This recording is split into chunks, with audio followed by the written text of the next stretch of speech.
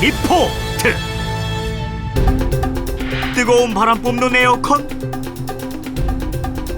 지금 아직까지 28도 안 내려가거든요, 온도. 벽에 묻은 부실 에어컨 배관. 보시니까 어떠세요? 이해를 할 수가 없다. 이해를 할 수가 없어. 뜨거운 바람 뽑는 우리 집 에어컨. 이물질 쏟아내는 정수기. 저거 팥다리 부숴버리고 내가 썩은 걸 지금까지 먹고 살았어. 정수기 점검도 엉터리? 솔직히 말씀드리면 보여주기 식이지 크게 효과는 없어요.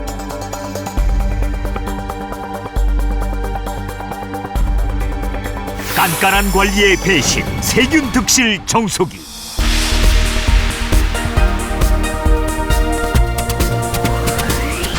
안녕하세요. 똑똑한 소비자 리포트 고민정입니다. 유난히 일찍 시작된 올 여름. 다들 여름나기 준비는 잘 하셨습니까? 기상청에 따르면 이번 여름은 평년을 웃도는 더위가 9월까지 계속될 전망이라고 합니다.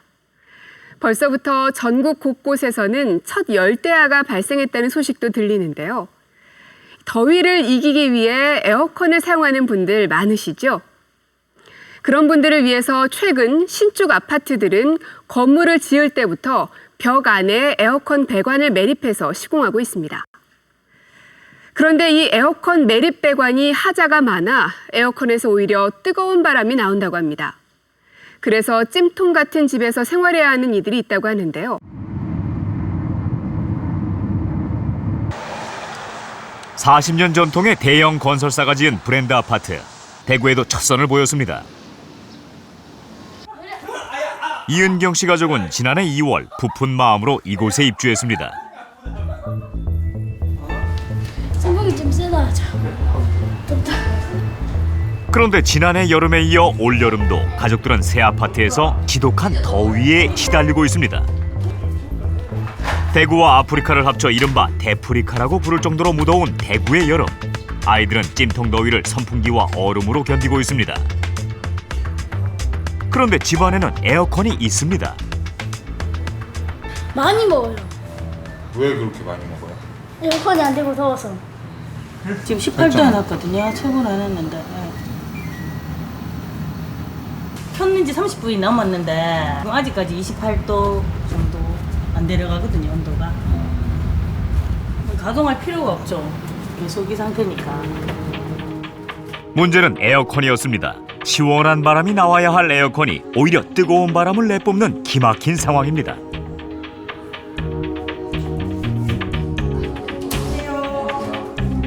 멀쩡한 에어컨은 이 아파트에만 오면 온풍기가 됩니다.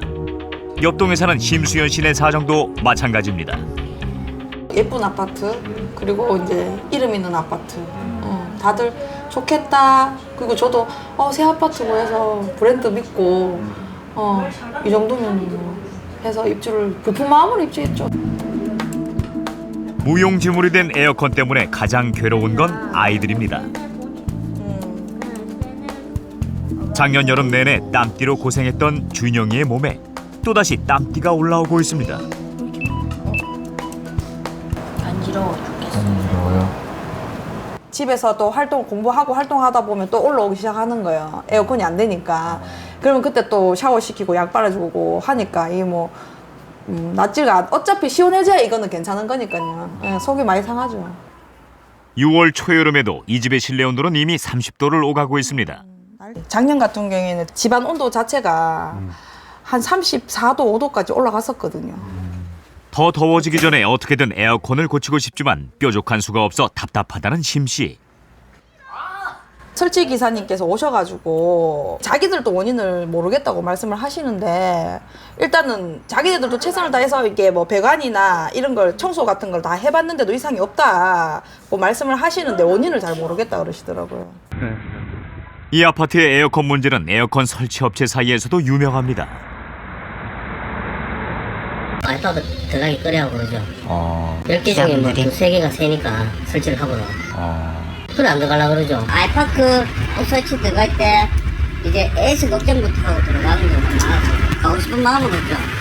설치해놓고 처음엔 안 색간 말이에요. 이거 설치할 때. 근데 뒤돌아서는 에어컨을 한 달 정도 틀잖아요. 중간에 이제 안 된다고 전화가 가보면 누설이 됐어요. 노련한 설치 기사들도 잦은 에어컨 수리에 손사래를 칩니다. 대체 무엇이 문제인 것일까? 현장 전문가들과 함께 열 뽑는 에어컨의 원인을 찾아보기로 했습니다. 먼저 심수연 씨의 집에서 에어컨의 핵심인 냉매 상태를 확인했습니다. 냉매 가스는 에어컨 배관을 순환하면서 주위의 열을 빼앗고 시원한 바람을 만드는 역할을 합니다. 그런데 처음에 얼마큼 넣었는지 알아요. 이 정도면은 처음에 가스를 완충 정확하게 2주 전에 보충을 하셨다면은 조금 센 수치입니다. 70가량이 넘어야 되는데 53이랑 17이 빠졌다는 거잖아요. 그럼 17이 1kg 넘게 빠졌다는 거거든요. 예. 지금 어디서 새고 있다는 거죠, 이 집은.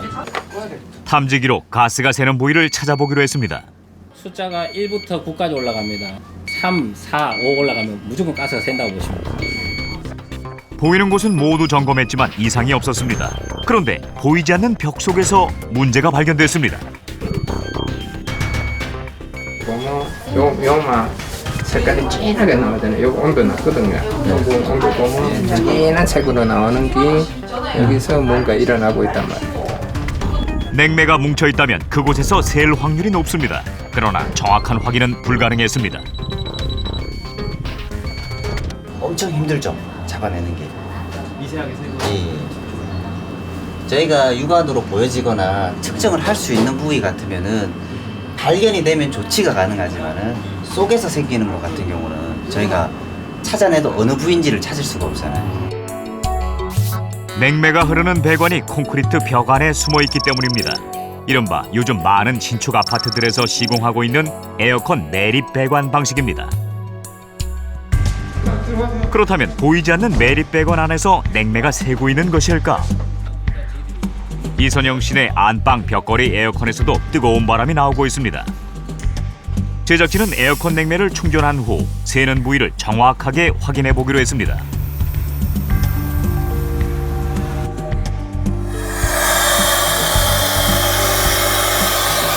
근데 이거는 여기 맞네요.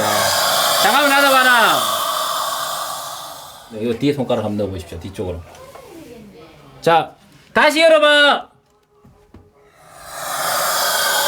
벽 속의 배관에서 가스가 새는 것을 확실히 알 수 있었습니다. 내부의 배관 개통에서 지금 터진 것 같거든요. 뒤쪽에? 네. 그러니까 이거 자체가 현산에서 매립을 해버렸기 때문에 누구도 이제 손을 못 대는 거예요. 박원은 아무도 못 열어요, 그럼? 못 열죠. 벽체를 네. 그 커팅 작업을 해서 드러내는 수밖에 없는 상황이 이제 만들어진 거예요. 냉매가 새는 부위 하나도 쉽게 찾을 수 없는 이런 까다로운 방식을 건설사는 왜 선택했을까? 벽을 뚫어서 에어컨을 설치하던 기존 방식이 아파트 외관을 지저분하게 만든다는 이유에서입니다. 이에 비해 매립 배관 방식은 에어컨 배관을 처음부터 벽 속에 넣어서 깔끔한 외관을 유지할 수 있습니다. 이미 기본 배관이 깔려있기 때문에 에어컨 설치 비용이 상대적으로 적게 든다는 것이 건설사의 설명입니다. 그러나 대구 월배 아이파크에서 매립 배관에 문제가 있는 집은 전체 1,300세대 가운데 무려 300세대 이상. 열을 뽑는 에어컨 때문에 냉매 충전에 수십만 원을 쓴 집들도 많습니다. 에어컨에 시원한 바람이 안 나오고 따뜻한 바람만 나와서 그 점이 불편한 것 같아요. 하루 종일 틀어놔야 뭐 26도 이상으로 이하로 떨어지진 않아가지고 에어컨만 틀 때마다 속에서 천불이 나는 겁니다. 안 나올까봐 애들은 울고. 수억 원이 넘는 대기업 아파트가 찜통 아파트가 되었습니다.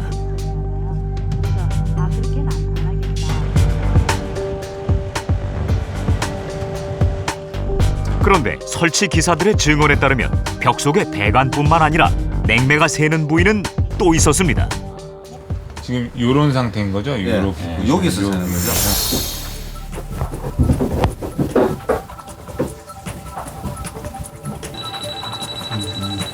3 매립된 배관 안에서 에어컨 기기를 연결하는 부분도 문제였습니다. 이음새 곳곳에서 냉매가 샌다는 것입니다.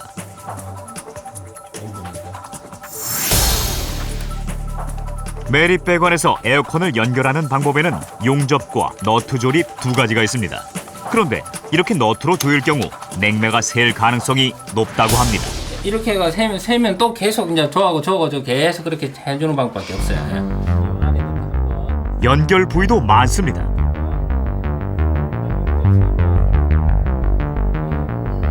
요 부위만 한 번, 두 번, 세 번, 네 번, 다섯 번, 기계 두 번, 7번이죠. 네, 7번이고 스탠드도 똑같이 7번이에요. 그럼 14번이고 바깥에 외기는 스탠드하고 저거하고 2배니까 제가 그러니까 7번, 14번, 쟤도 14번. 그러면은 총 28번이에요. 기존의 벽을 뚫는 타공 방식에선 실내기에서 2번, 실외기에서 2번, 총 4번을 연결하면 됩니다. 그런데 이 아파트처럼 너트로 연결할 경우 최소 12번을 연결해야 한다고 합니다. 들어오는 만큼 이제 취급에 설치를 잘하지 않으면 그만큼 그 누설될 수 있는 확률이 높다고 보죠. 냉매가 흐르면서 이 파이프가 진동이 있으니까 처음엔 잘 잠겼지만은 시간이 좀 지나면은 아주 적게만 풀려도 조금만 풀려도 이게 누설이 된다 그런 얘기가 되는 거예요. 그 가스가 새면은 문제가 생기잖아요. 내부에서 가스가 새면은. 그리고 가스관은 가능한 한 노출관을 써요. 가스가 새는 경우 조치를 해야 되니까. 누설 가능성이 높다는 전문가의 지적에 대한 건설사의 입장은 무엇일까?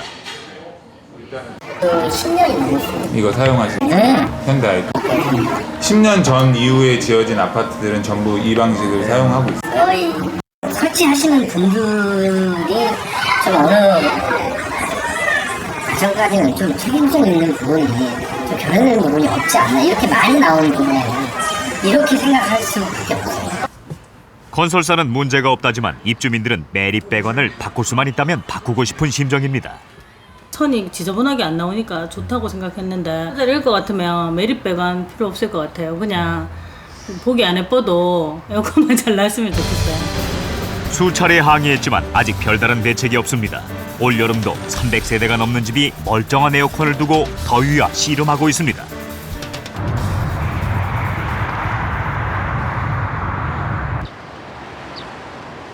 눈에 보이지 않는 에어컨 매립 배관의 특성은 장점인 동시에 치명적인 단점이기도 합니다.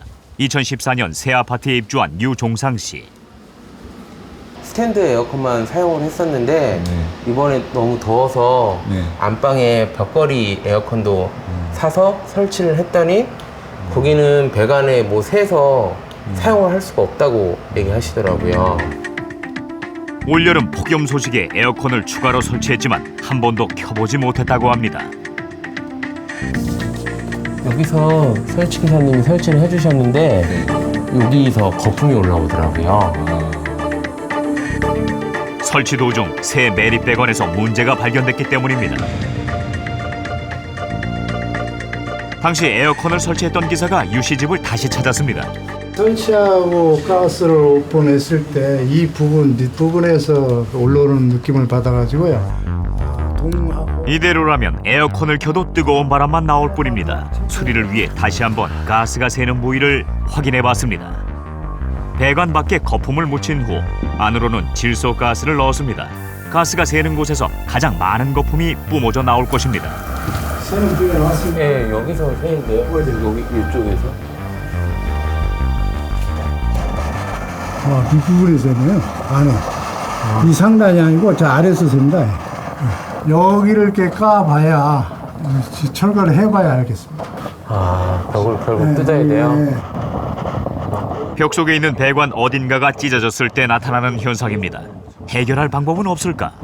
벽면을 이렇게 이제 까서 예를 들어서 철거를 해서 봐야 되겠죠. 안에 동파이프를 한 번 더 테스트를 해야지 안에가 어디가 뭐 예를 들어 크랙이 가가지고 이런 부분이 새는 건지. 벽을 얼마나 뜯어야 할지 모르는 상황. 공사 비용이 많게는 400만 원까지 든다고 합니다.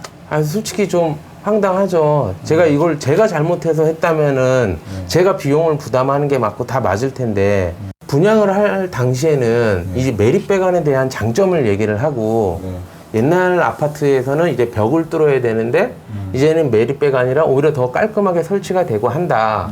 요거는 제가 일반 소비자들이나 일반 사람들이 하자가 있는지 없는지 체크할 수 있는 부분이 아니잖아요. 명백한 시공하자지만 입주 후 2년이 지나면 건설사는 책임을 지지 않아도 됩니다. 많죠. 이게 매립배관이다 보니까 거기서 중간에 테스트하고 이게 설치하다 보면은 뭐 다 그냥 누수가 안 되면 좋겠지만 그 새는 데가 있죠, 그게. 근데 그게 2년 기준이니까 내 돈을 지불하냐 안 지불하냐 그 차이가 하자 기간인데 좀 억울한 면이 있으실 거예요. 에어컨 매립배관을 시공했었다는 제보자는 시공비를 아끼려는 날림 시공이 문제라고 말했습니다. 매립배관 하는데 11개동 1200, 1500세대 정도 된다라면 매립배관 하는 사람들 많아야 3명 내지 2명이서 해요. 건물이 올라가는데 철근 깔고 올라가는데 한 3, 4일이면 올라가는데 하루나 반나절 시간을 주고 배관을 집어넣으라고 얘기를 한단 말이죠. 제가 대학생이든 누구든 알바생 데려다가 일주일만 아래키면 다 깔아요, 깔기는. 근데 에어컨의 기능이라든가 사이클도 모르면서 깔아야 된다는 거죠. 그러면 에어컨의 특성을 모르기 때문에 거기서 발생되는 하자율도 높겠죠.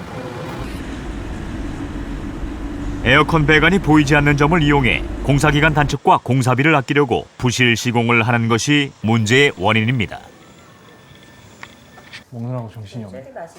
신축 아파트에 이사 온 지 3개월이 된 규린의 가족. 눈도 붙여. 골로로 딱 붙여봐, 여기가. 그런데 얼마 전 이 집에 한밤중에 물벼락이 났습니다. 물방울이 똑똑똑똑 떨어지는 소리가 났어요, 밤에. 그래서 이게 어디서 나는 소린가 하고 궁금해서 밤 9시경 이 씨가 불을 켜고 확인했을 땐 이미 거실의 3분의 1이 침수돼 있었습니다.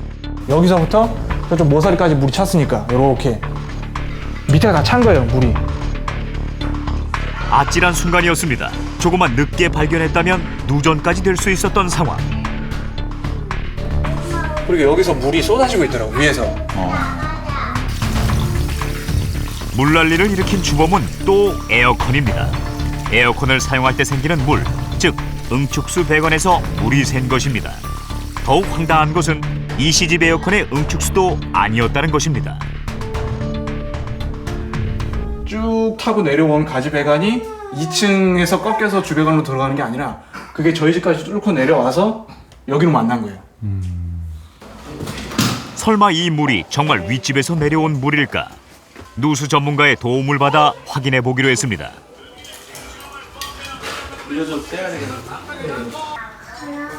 방법은 여러 가지예요. 뭐 아까 얘기한 대로 물 넣을 수도 있고 전파를 이용해서 사진 탐지할 수도 있고 카메라 넣을 수도 있고 그리고 가스를 이용해서 확인할 수도 있고.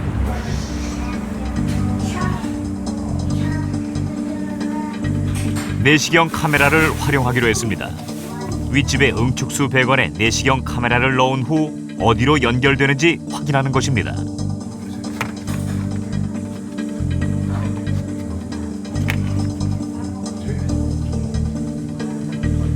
(1층에서) 기다리고 있던 이경호 씨와 제작진 앞으로 2층에서 내려보낸 내시경 카메라가 나타났습니다. 카메라가 나왔네요, 위에서. 예. 물이 보이나? 예. 아, 지금. 그러면 윗집이랑 그냥 저희 집이랑 통배관으로 연결이 된 거죠? 1대1로. 황당한 상황인 거죠. 위층에 있는 냉각수가 메인 배관을 통하지 않고 바로 벽 속으로 내려와서 아래층 에어컨이랑 만나는 게 이게 잘못된 시공 방식. 원래대로라면 아파트 주 배수관으로 연결됐어야 하는 윗집의 응축수 배관. 그런데 이 배관이 아랫집으로 곧장 연결되는 황당한 시공이 이루어진 것입니다. 그래서 윗집에서 에어컨을 켜면 거기서 나온 물이 아랫집으로 흘러내릴 수밖에 없는 것입니다.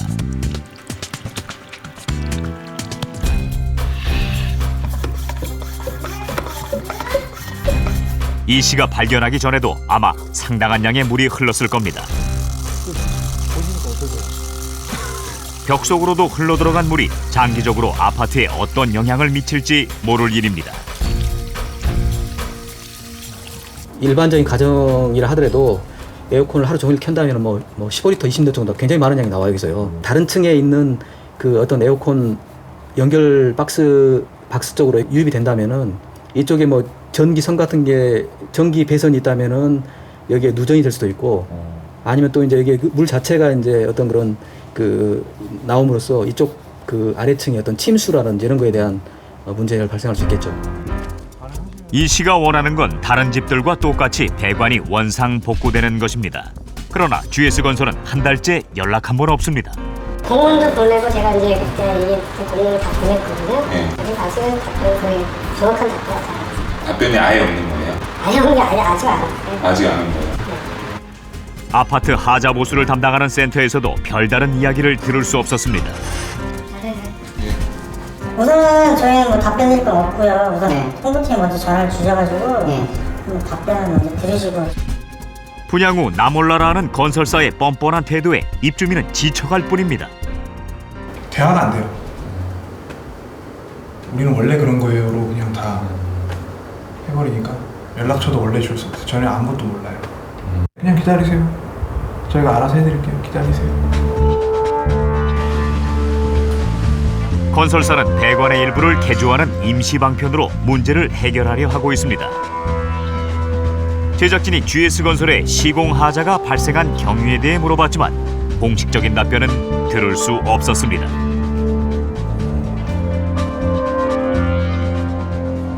하자라는 거는 발생될 수도 있습니다.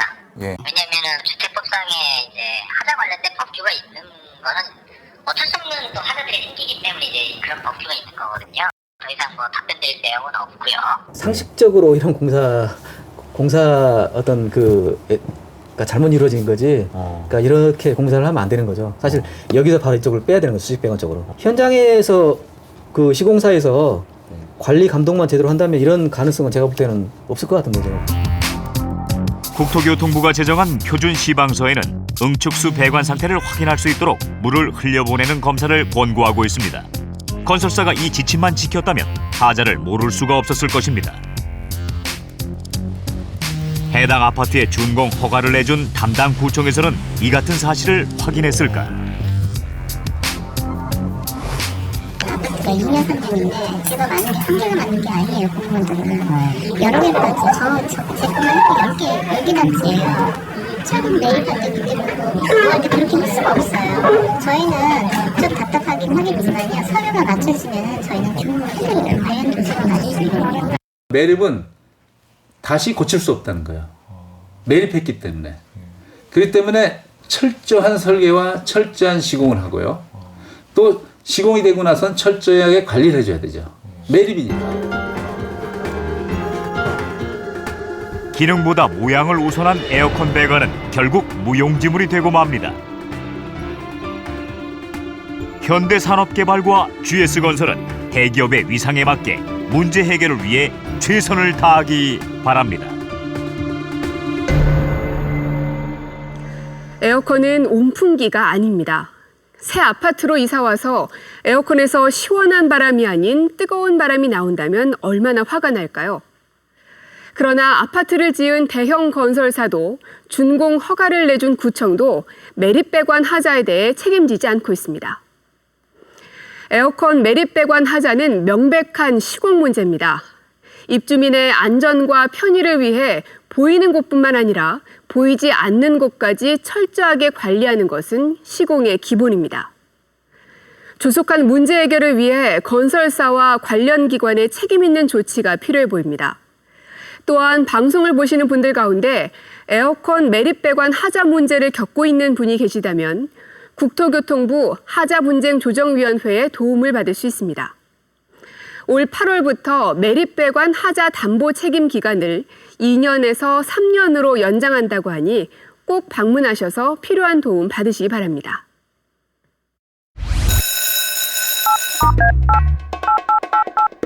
소비자 여러분의 제보를 기다립니다. 요즘 정수기 사용하시는 분들 많으실 텐데요. 가정 내 보급률이 60%에 이를 정도로 정수기는 이제 생활 필수품으로 자리 잡았습니다. 그런데 며칠 전 국내 1위 정수기 업체의 얼음 정수기에서 암 유발 성분으로 알려진 중금속 니켈이 검출됐다는 사실이 알려져 소비자들이 충격에 빠졌습니다. 사실 매년 정수기를 둘러싼 문제점들은 끊이지 않고 있습니다. 똑똑한 소비자 리포트에도 정수기에서 정체불명의 이물질이 발견됐다는 제보가 계속되고 있는데요. 제보자들은 돈을 내고 매달 관리를 받는 정수기에서 지속적으로 이물질이 발생한다고 하는데 도대체 무엇이 문제인 걸까요? 깐깐한 관리로 깨끗한 물을 마실 수 있다는 정수기. 그런데 오래된 물때에 정체불명의 이물질까지. 믿었던 정수기 관리의 충격적 실상. 정수기 때문에 내가 저쪽 핫대를 부숴버리고 내가 썩은 물을 지금까지 먹고 살았어. 곰팡이가 핀 정수기 물을 먹였던 거잖아요. 정수기 관리원이 점검하지 않는 정수기의 내부는 어떨까? 이 물은 먹는 물로 부적합하다는 이야기입니다. 정수기 업체의 엉터리 청소 실태를 취재했습니다.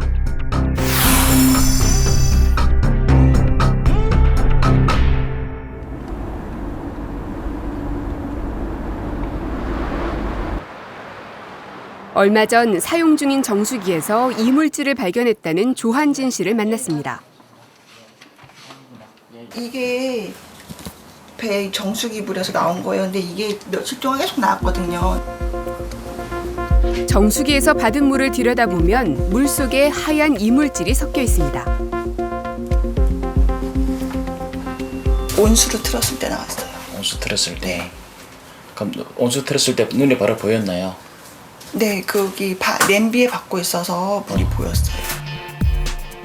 조한진 씨가 사용하는 정수기는 1년 3개월 전 홈쇼핑을 통해 대여한 최신식 정수기입니다.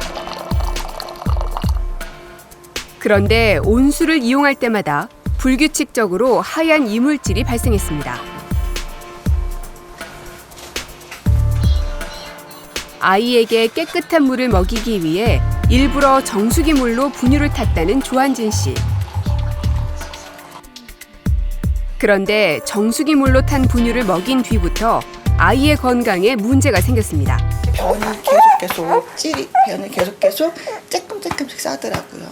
그래서 기저귀에? 네, 그래서 장이 안 좋은가 그런 생각이 들더라고요. 아무래도 안 좋은 균이 들어가서 이렇게 애가 변을 자꾸 찌르는 건가 그런 생각이 들었죠. 그 뒤로 조 씨는 정수기 물 대신 끓인 물로 분유를 타먹였고 아이는 배앓이를 그쳤습니다. 조 씨는 아이가 아팠던 게 정수기 때문이 아니었을까 의심하고 있습니다. 저는 그때 진짜 그 물을 얘한테 먹였다는 생각하고 진짜 막 눈물이 났었거든요. 이런 물을 먹였다는 것 때문에 너무 화가 났었죠. 화가 나가지고 눈물이 날 정도로 진짜 화가 났었어요. 조 씨는 정수기 물에서 이물질이 나온 사실을 해당 업체에 알렸습니다. 그런데 업체는 이물질이 미네랄이어서 별 문제가 없다고 말했습니다. 하얗게 나오는 거에 미네랄이다. 이제 저희도 이제 그런 내용으로 이제 통보를 받은 상태고요. 생수도 이렇게 옆에 주의사항 이렇게 내용 보시면은 생수에도 아마 이 물은 그 미네랄에서 침전이 발생할 수 있는 이런 내용이 있거든요. 정수기도 마찬가지로 그 성분 자체 때문에 그런 게 응결구가 발생할 수가 있어요. 그걸 전혀 없다고 볼 수는 없습니다. 눈에 보이는 이물질을 미네랄이라고 주장하는 업체. 조 씨는 업체의 말을 이해할 수가 없었습니다.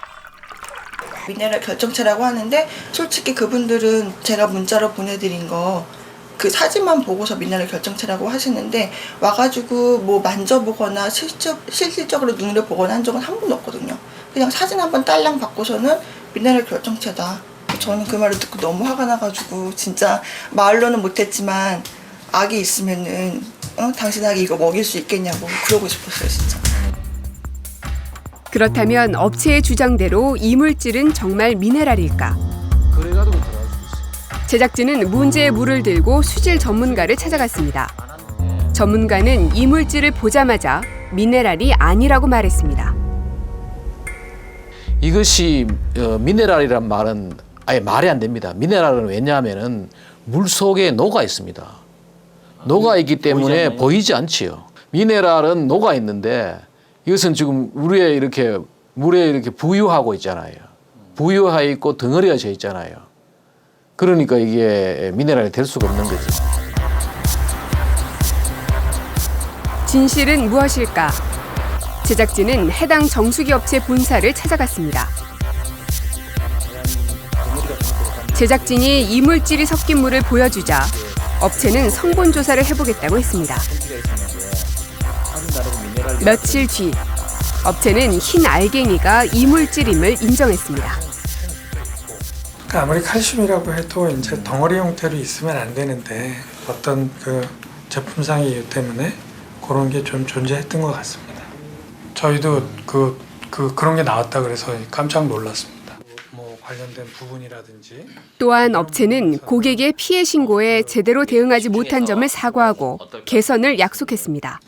그거를 사실은 저희 뭐 연구소 쪽에다가 그거를 확실하게 이렇게 전달을 했어야 되는데 제가 볼 때는 그런 부분들은 저희가 좀 잘못한 부분인 것 같아요.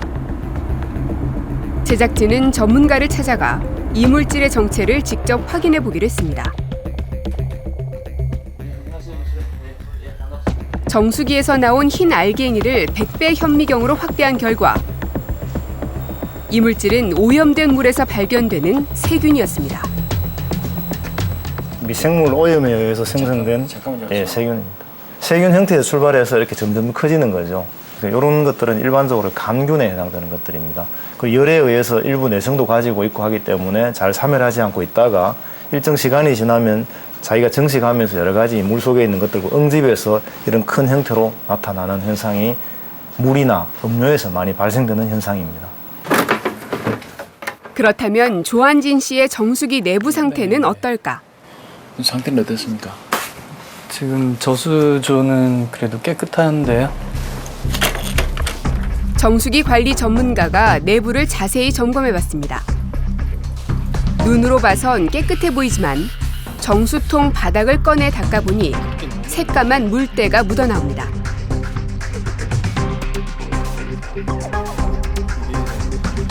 정수통의 벽면은 어떨까? 정수통 벽면 역시 누렇게 물때가 껴 있습니다. 검은색은 활성탄 가루가 조금씩 나올 수는 있는데 이제 노랗게 나오는 거 보니까 물때가 좀 많이 있는 것 같아요. 점검 기록을 보니 조한진 씨는 3개월 전 정수기 업체로부터 정기적인 관리 서비스를 받았습니다. 저 물을 신랑은 냉장고에 있는 물보다 이 물이 더 시원하다고 이 물을 더 많이 마셨고요. 물을 끓여놔도 큰애는 끓이지도 않고 그냥 먹었고 그러니까 깜짝 놀랐죠. 물때 색깔 보고? 네, 진짜 차라리 수돗물 먹이는 게 낫지. 저렇게 물때가 눈에 보이는데 다시는 저 물 못 먹이죠. 정수기 물에서 나온 이물질 피해를 호소하는 사람은 또 있습니다.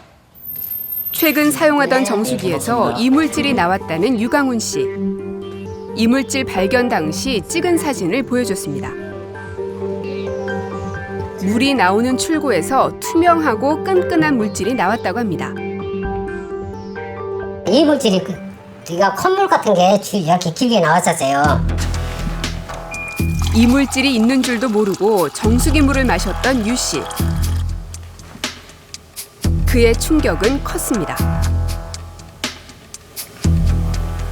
정수기 산 사람한테 문의를 했었습니다. 이게 이렇게 이물질이 나오는데 먹어도 되냐? 먹어도 되냐 하니까 먹어도 된다 이거요. 그래서 우리는 또 먹었죠. 또 얼마 안 가서 또 나와가지고 구입 후 무려 5년 동안 이물질이 계속 발생한 정수기. 유 씨가 느끼는 배신감은 대단히 컸습니다. 진짜 이거 다 내가 일단 뭐 일을 해놓고 내가 두드려 깨볼 거예요 이거. 정수기를 두드려 깨버려요 내가.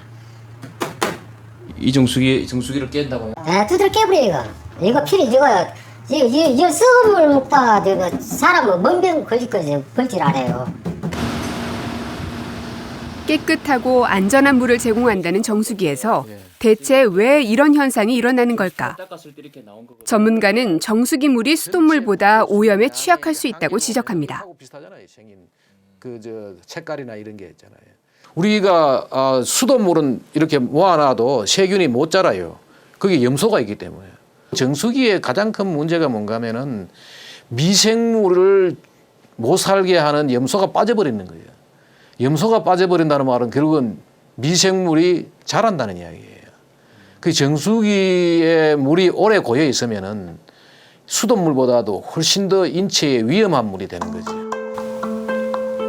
보통 정수기는 수돗물을 사용합니다. 수돗물에는 소독을 하는 염소가 들어있는데 이 염소는 특유의 냄새가 나 거부감을 줍니다. 그래서 정수기의 필터가 수돗물의 염소를 제거해줍니다. 정수기는 필터와 정수통, 냉수통, 그리고 온수통으로 구성되어 있습니다. 수돗물은 필터를 거쳐 염소가 제거되고 정수통으로 갑니다. 그리고 다시 냉수통과 온수통으로 이동합니다.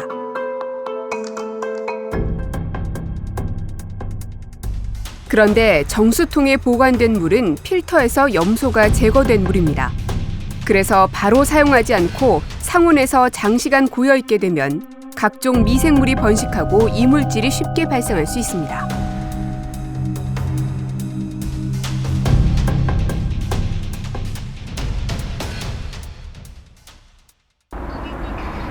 제작진은 이런 구조를 가진 정수기가 실제로 어떻게 관리되고 있는지 직접 확인해 보기로 했습니다. 안녕하세요. 네, 반갑습니다. 정수기에 대한 믿음을 갖고 있는 남철순 씨는 평소 밥과 국 등 모든 요리에 정수기 물을 사용합니다. 씹어하고 이렇게 넘어오는 부분. 그녀는 점검도 열심히 받았습니다. 마지막으로 업체의 점검 서비스를 받은 건 4개월 전. 먼저 물을 받아봤습니다. 정수기 물은 눈으로 보기에 깨끗해 보입니다. 정수기 내부는 어떨까?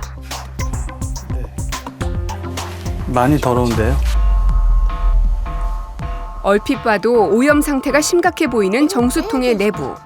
물속엔 검은 이물질들이 떠 있었고 바닥 표면에도 누런 때가 가득 끼어 있었습니다.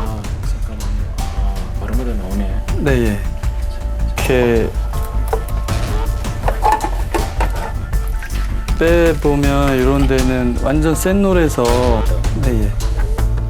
정수된 물이 냉수로 내려가는 통로. 면봉을 넣었다 빼자 새까만 물때가 묻어나옵니다.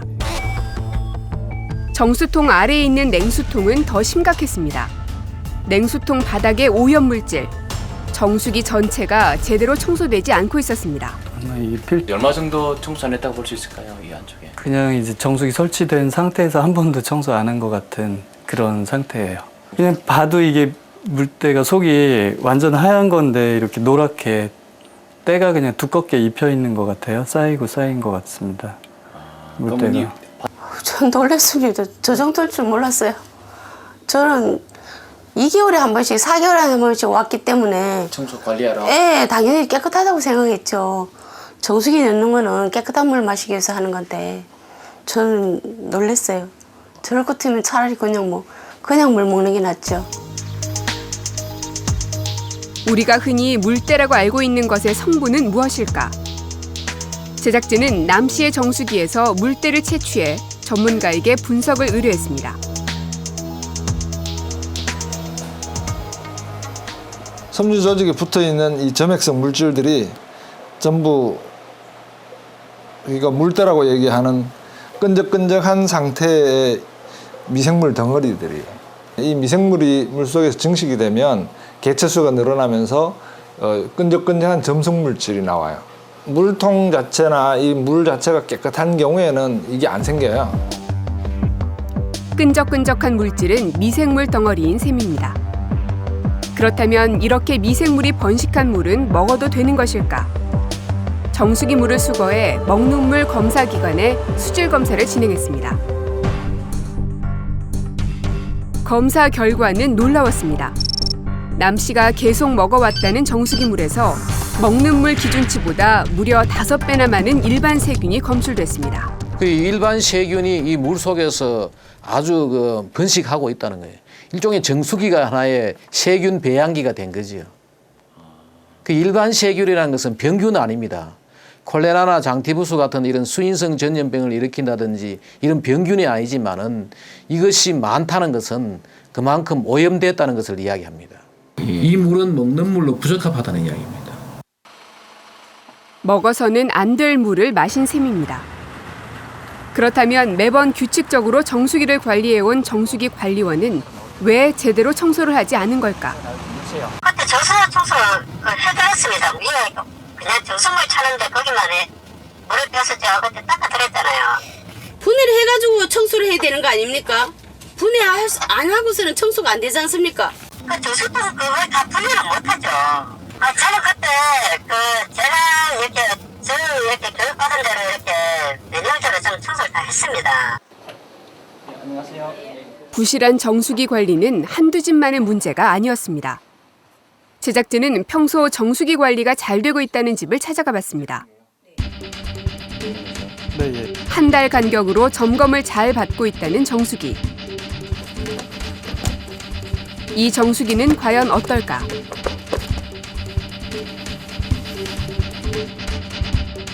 정수통 안의 물은 맑아 보였고 아무 문제가 없는 듯했습니다.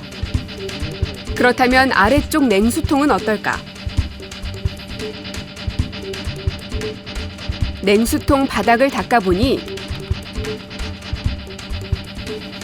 역시 검은 때가 묻어납니다.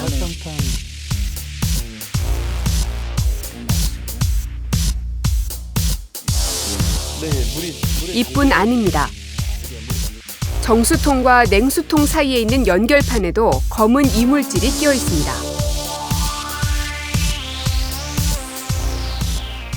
이 속에는 청소를 안 했네요. 그러니까 이거 분리해서 청소를 해야 되는데 그 분리를 한 번도 안 하고 지금 밑에 냉수조는 청소를 안 한 겁니다.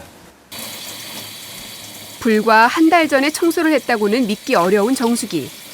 한승희 씨는 실망감이 큽니다. 그냥 물에만 씻어도 되고 다 지워질 정도로 간단한 건데 왜 안 해주셨을까? 이것 때문에 청소 안 하면 아까 그 거뭇거뭇한 것들이 다 물속에 잠겨서 그것도 어차피 밑으로 내려오는 거였잖아요. 네, 이해가 안 가요. 문제는 냉수통뿐만이 아니었습니다. 이번엔 물이 나오는 출구를 살펴봤습니다. 오염 상태가 심각해 보입니다. 깜짝 놀랐어요. 저 진짜 깨끗할 거라고 생각했거든요. 네? 왜냐면 항상 점검을 잘 받고 있고 또 항상 물어보면 깨끗하게 잘 점검해 주셨다고 하기 때문에 저는 되게 자신하고 있었어요. 아무 이상 없는 집이다. 네, 이상 없다고 생각했어요. 제작진은 정수기 앞판을 분리해서 출구 부분을 좀 더 자세히 살펴봤습니다. 과연 그 내부는 어떨까?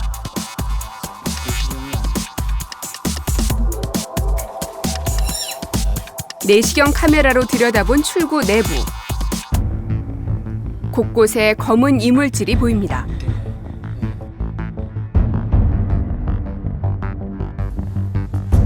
출구와 바로 연결된 아랫부분도 살펴봤습니다.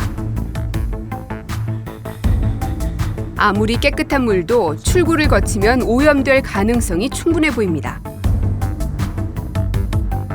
이렇게 물 나오는 입구에 이렇게 더러우면 그냥 더러운 물 드시는 거랑 똑같습니다. 이런 먼지나 물때 같은 게 달라붙어 있으면 나중에 심한 경우는 곰팡이 같은 것도 생길 수도 있고요. 제작진이 점검한 결과 업체의 관리를 받은 세 집의 정수기 모두 관리상의 문제점이 확인됐습니다. 정수기 관리는 왜 이렇게 부실할까? 제작진은 한 정수기 관리원을 만났습니다. 그녀는 정수기들이 이렇게 관리되는 데는 이유가 있다고 말했습니다. 저희가 이제 2달에 시간이 많이 걸리잖아요. 시간 자체가 한 집에 다른 집에도 계속 가야 되는데 하루에 몇 집을 다녀야 되는데 그 한 집에서 뭐 한 1시간 정도 잡아먹는다면은 30분에서 1시간 잡아먹는다면은 일을 많이 못 하잖아요. 일일이 그게 한 집에 대부분의 관리원들이 정수기 관리 건당 돈을 받는 행태가 문제라고 합니다. 그러다 보면은 점검은 지금은 한 가정당 기본이 6,000원이에요. 그 돈 갖고 180집을 돈다고 생각을 해도 얼마 안 되는 거예요. 뭐 진짜 뭐 계정이 많아갖고 많이 이렇게 점검을 하러 다닌다면 모를까 100만 원 안쪽밖에 안 될 것 같아요. 그 정도 받고는 힘드셨나요? 그거 갖고는 생활이 안 되죠. 기름값 내야지, 전화비 내야죠. 정수기 건당 관리 비용이 얼마 되지 않아 최대한 많은 가정을 다녀야만 겨우 수익을 낼 수 있는 구조입니다. 그러다 보니 눈에 보이는 부분 위주로 청소를 하게 되고 중요한 내부 청소는 소홀히 하게 된다고 이 씨는 말합니다. 중간에 튜브 그거는 어떻게 해줄 수가 없어요. 선 교체를 하지 않는 이상 다 연결돼 있는데 그래서 그런 데에서 좀 이물질이 나올 수 있다고 보거든요. 왜 그렇게 보세요? 그러니까 물이 항상 흐르잖아요. 흐르면 아무리 이렇게 뭐 깨끗해도 이물질이 끼지 않을까 싶어요. 정수기 관리원들에 대한 값싼 관리 비용 구조는 부실한 정수기 점검으로 이어져 현장에서는 기본적인 점검도 못하게 되는 경우가 많습니다. 자연적으로 쌓이게 되는 거고 그러면 뭐 제가 있을 때 3,000원 정도 됐었어요. 한 집당? 예, 한 집에 3,000원이요. 그러니까 뭐 기본적으로 이거 뭐 상식적으로 생각해도 답이 안 나오는 거죠. 그냥 정수통만 열어보고 안에 이물질이라든지 뭐 지저분한 게 없으면 그냥 닫아요. 그리고 이제 나오죠. 그럼 이제 뭐? 그러면 5분이면 돼요. 결국 정수기 자체의 문제가 아니라 정수기 관리에 대한 근본적인 대책이 있어야만 깨끗한 물을 마실 수 있습니다. 그냥 제가 보기에는 솔직히 말씀드리면 보여주기식이지 크게 효과는 없어요. 보면은. 왜냐하면 정수기 같은 경우 냉정수기가 있잖아요. 냉수가 나오는 정수기는 뜯어보면은 그 코크에 바깥 기온하고 그 물 온도 차이 때문에 곰팡이가 다 생겨 있어요. 그걸 뭐 플래너가 어떻게 할 수 있는 부분이 아니잖아요. 하려면 뭐 수시로 가가지고 거기를 청소를 해드려야 되는데 그런 거 보완이 안 되고 뭐 고객들은 모르고 그냥 드시는 거고. 깨끗한 물을 마시기 위해 사용하는 정수기. 그런데 정작 정수기가 세균을 키우는 온상이 되고 있습니다. 정수기 업체들의 정수기 관리 시스템과 관리원 처우가 개선되지 않는 한 소비자들의 피해는 해결될 수 없습니다. 현재 먹는 물을 관리 감독하는 환경부는 가정용 정수기 물 오염 문제에 대해선 정수기 업체의 자율 관리에만 의존하고 있는 상황인데요. 현실이 이렇다 보니 소비자들은 오염된 물을 마시고도 원인 규명은커녕 피해를 보상받을 길조차 없습니다. 정수기의 문제는 사실 기계 자체에 대한 것보다는 관리에 대한 문제가 더 큽니다. 정수기를 관리해주는 이들에 대한 처우는 개선되지 않고 한 사람에게 너무 많은 대수의 정수기를 맡기는 것에서부터 문제가 출발한 건 아닐까요? 정수기 업체들이 이 문제를 해결하지 않는 한 정수기 이물질 문제는 계속될 것입니다. 오늘 똑똑한 소비자 리포트 유익하게 보셨나요? 문제가 있으면 확실히 고발하고 소비자에게 유용한 정보는 더욱 똑소리나게 알려드리겠습니다. 똑똑한 소비자가 세상을 바꿉니다.